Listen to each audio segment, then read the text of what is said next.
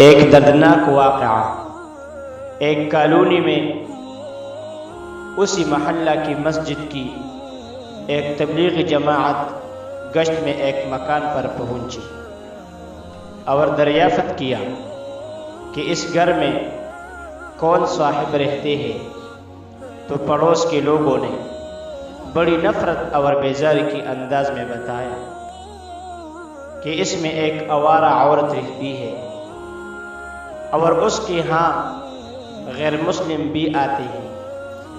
اس پر جماعت والوں نے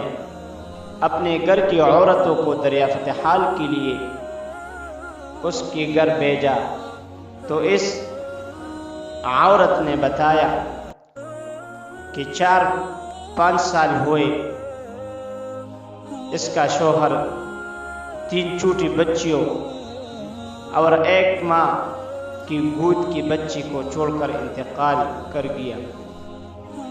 نہ اس کے دیور جیٹ نے اس کو سہارا دیا اور نہ اس کے میکے میں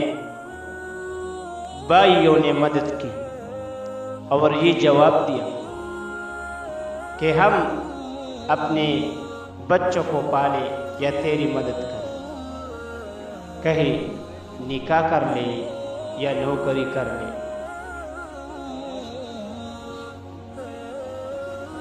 میں نے نکاح کرانے کو کہا تو کوئی مرد 3 بچیوں کا سن کر نکاح پر آمادہ نہ ہوا،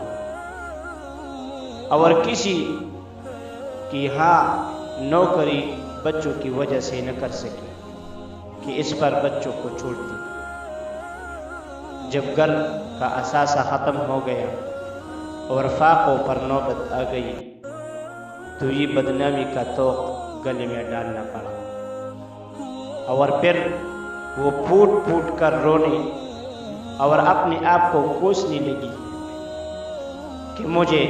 موت آ جاتی تو اچھا تھا۔ میں نے ایک دفعہ چوہے مارنے والی دوا کھا کر زندگی ختم کرنے کا ارادہ بھی کیا، مگر یہ سوچ کر رہ گئی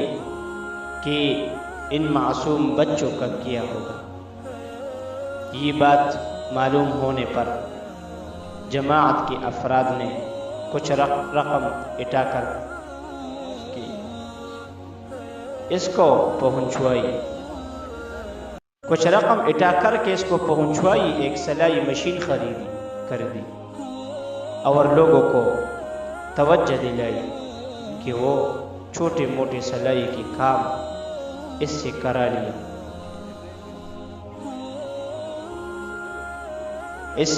لیا کرے، اور اس طرح بقدر ضرورت اس کی مدد کرے۔ پھر کچھ عرصہ بعد ایک صاحب کو آمادہ کر کے اس کا نکاح کرا دیا۔